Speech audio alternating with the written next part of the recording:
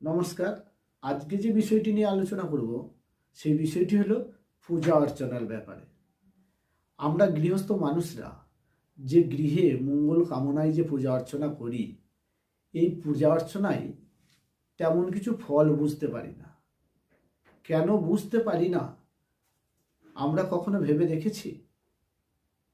একটু ভাবনা করুন, একটু চিন্তা করুন।